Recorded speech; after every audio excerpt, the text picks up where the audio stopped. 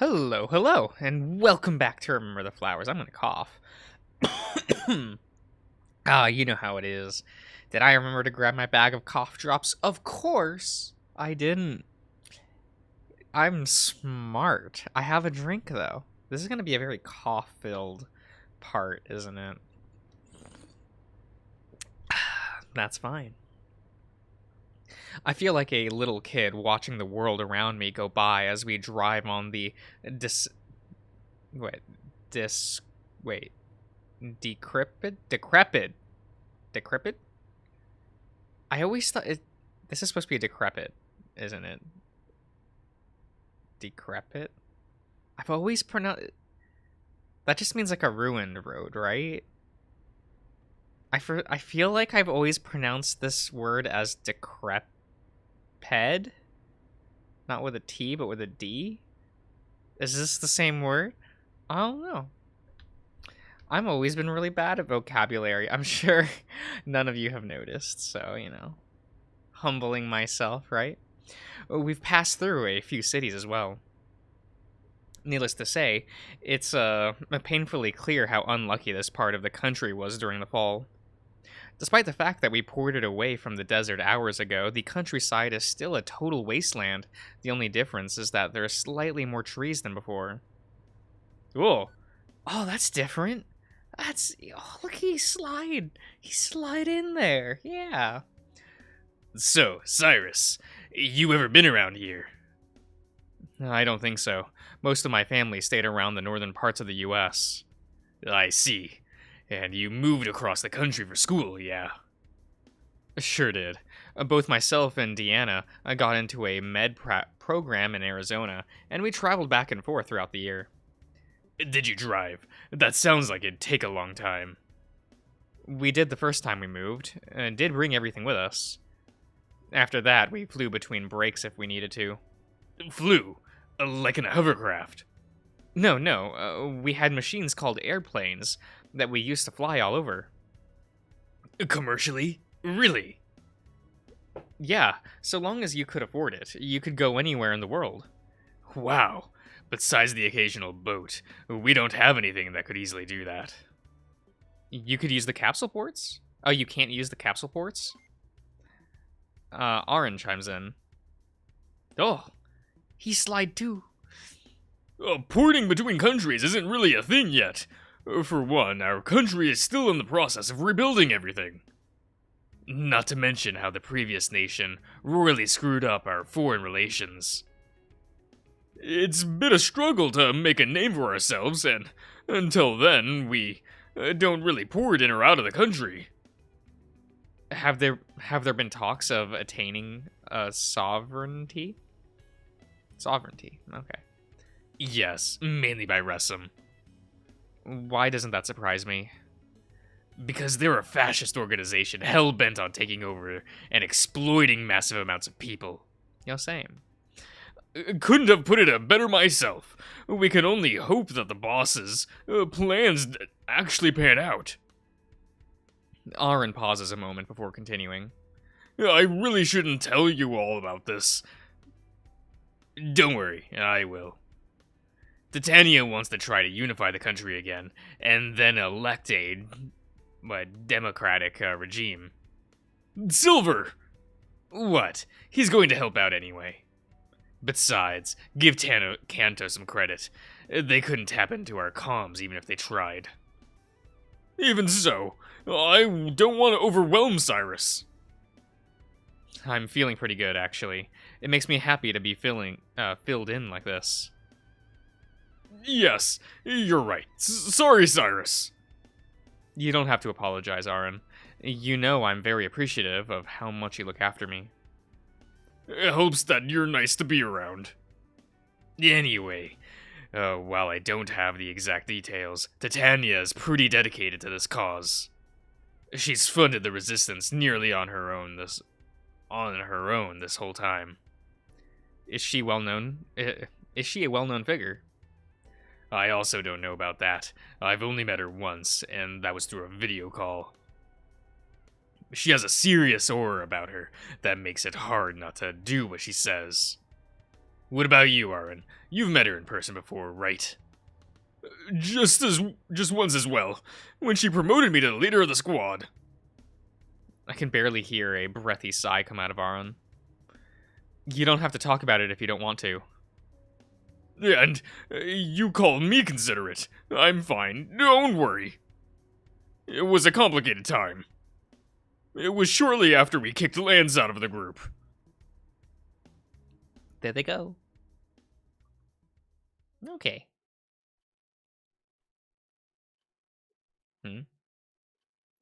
That giant doctor looms over me as I try to sign my release papers. Oh, are we back to Cooper? To Lancer? Are you having trouble, sir? Is your arm acting up at all? No. I'm just thinking. I feel awkward holding the pen in my paw. What the hell did Cyrus teach me again? Fuck me. Oh, Mr. Kragger, allow me. The weasel easily slips the clipboard and pen out of my tense grasp. You'll have to forgive him. He doesn't have a proper education. Oh, I see. My condolences. You're all so wonderful, taking in those with an unfortunate upbringing. It's what we do. Think nothing of it. And there. I believe that's all you need. Yes, thank you, sir. Please give my regards to the board of directors. But of course, keep up the good work, Doctor. Can we go now? Impatient, aren't we? I suppose being cooped up for so long will do that to a man. I start tugging on the damn collar he put on me. Just feeling a little claustrophobic. As you should. You'll have to excuse us, Doctor. We really must be going. Understood. Again, thank you for all your hard work and generous support. We look forward to serving you again. I'm sure we'll be back before you know it. Don't worry.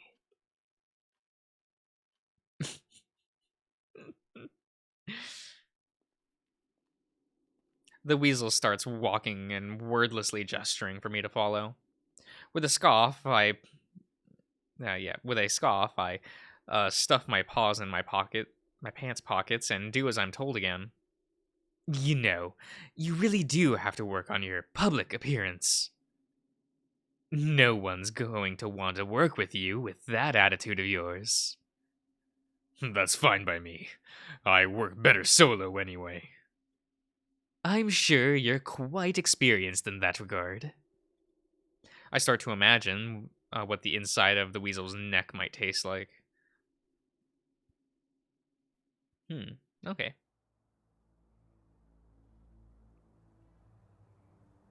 No, we're going by a car. Now, Artemis directs me into what I assume is in his own car. It's a sleek and simple design, much like everything else in this boring city. After getting in the vehicle, I struggle to put on the seatbelt to the point that the weasel has to strap me in himself. What a gentleman. Honestly, what can you do? I can think of a few things off the top of my head, including biting yours off. My, Mr. Kragger. Keep this up, and I might have to show you how many volts an Arcadia collar can send through the average male body. I start gripping the side of the seat. I'm sitting in with pure frustration. I suggest you ruin your thigh before my pure leather seats, Mr. Kragger. And if you do, please be mindful of the blood. I'm going to go fucking insane. Speaking of another major fuck-up, why don't you give me a little more to work with in regards to your previous, employment? Where are you taking me? Oh, here, sorry. I'll turn up the volume on the game. Yeah, okay. That should be good, decent. Artemis sighs with a hint of pleasure. Someone's excited to start working again, aren't we? You're no fun at all. And believe me, boring me will only lead me to trying more entertaining methods to get a conversation going. Seriously, fuck me. Alright. What the fuck do you want, my old crew? Honestly, those details can wait. What I want to know is where you used to work. The Resistance. The location, Mr. Krager. Where is it? He's demanding more than asking. And you know what? Aaron isn't worth this. I'll tell you on the road. Not sure you want to make your way there, though. Artemis chuckles as he starts up the car. See, I knew you could be fun to chat with. I think we'll have a pleasant time together. Lucky me. It is kind of fun, bouncing back and forth between them, you know? I'm confused. Titania promoted you for kicking Lance out? Basically, she said it was because I was able to make on the to make on-the-fly decisions, but I don't really buy it. Our squad didn't have to have a leader for a while, and because of that, we were dysfunctional and unreliable. Oh, you weren't always a leader? I wasn't. Reggie was. Ah, I see. Are you sure you want to talk about this? I can hear Aaron chuckle through the headset. It's not easy for me to remember, but I assure you I'll be fine. You already know most of what happened anyway. True. What was she like? You know, in person. I only met her for about 30 minutes. We had paperwork to do and to deal and... Wait, to do? And deals to discuss. I'm pretty wary of those in authority. It had to be when I was growing up. But, I don't know. At the very least, I think she's fighting for a cause that's worth it. It's worth it to me anyway, so whatever happens, happens. Let what happens happen, you know. Aaron. Now, don't worry about me, that's my job. I made my choice, along with everyone else. Running away isn't an option. That's very admirable. I appreciate your conviction. I'm thankful to you as well, Cyrus. You're a perfect example that I'm fighting for something that's worth it. You're both so soft. I do have good shampoo and conditioner. I can attest to that.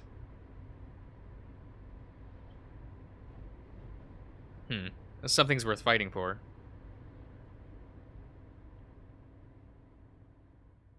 We just bouncing around. Oh, wow, trees! A road, besides the occasional conversation after that, the next few hours on the road were pretty quiet. Eventually, we start driving off the beaten path for a little while. Silver spotted a small forest we could sleep in tonight. A forest may be an exaggeration, but there's enough trees to give us some cover. Silver says he's going to be gone before we wake up, wanting to get a head start on digging for lodestars.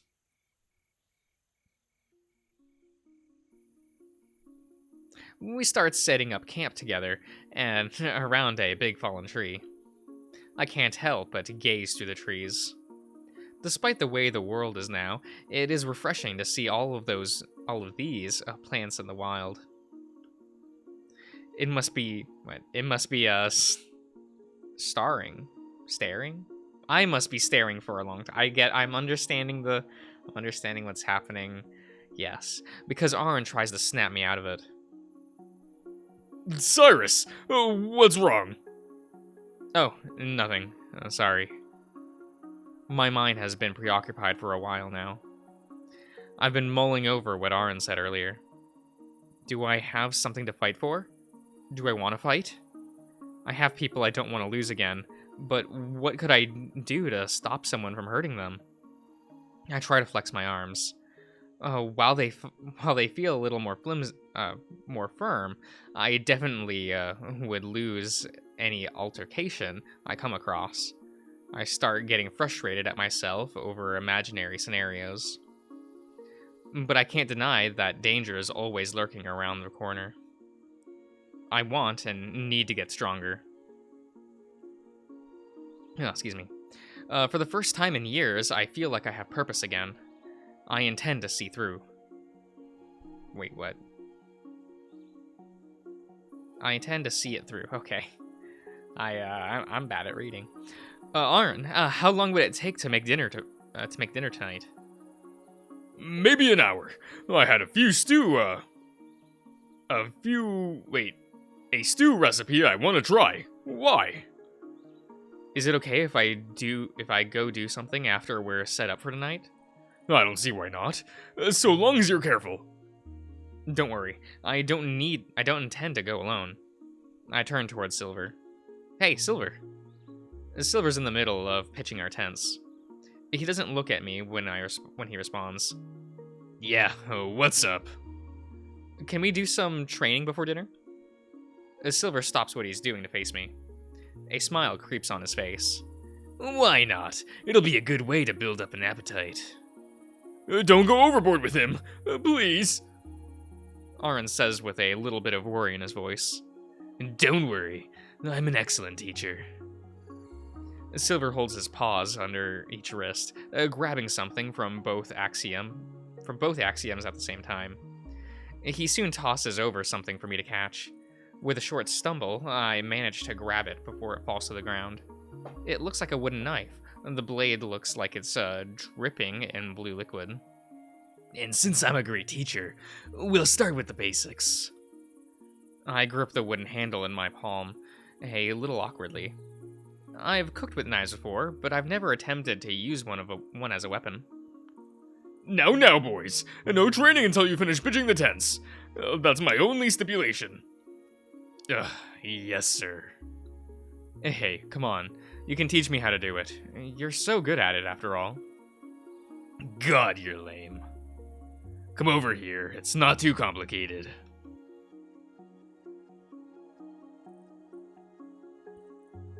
Even though I've been building my stamina up over the past month, it's still pretty quiet.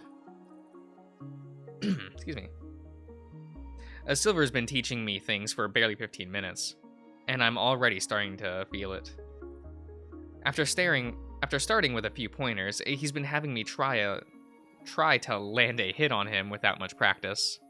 Something about experience being the best way to learn. I can tell he's holding back and moving slower than he normally would, but I still can't land anything. I'm impressed, Cyrus. Thought you could still stand for improvement. Although you could still stand for improvement. Your stance is looking good, but your execution needs work. While still holding the knife, I put my hands on my knees and take a few breaths. My chest feels a little warm, particularly around my heart. Oh. Silver walks over to check up on me. I know we just started, but do you want to take a break? No, I'm good. Just give me a second to catch my breath. Take your time. We don't have to rush. With a solid step and thrust, I just barely managed to graze Silver's arm, leaving a blue streak on it. Finally!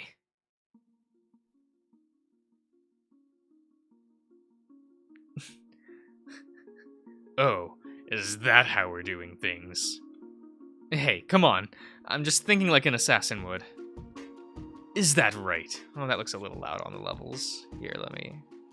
Yeah, okay. Is that right? How about I show you what that looks like in action? Silver gets into his own stance, holding the knife upside down in his paw. You got good instincts, I'm sure. And you're right, an assassin takes an opportunity to land the kill. That includes taking advantage of someone down on their luck. I think I understand what he's getting at. I'm still tired, but I try to figure out a defense stance. My gaze is centered on the knife in his hand, thinking of ways he'll try to attack. Okay. I think I'll end the part here, everyone, so I'll see you around.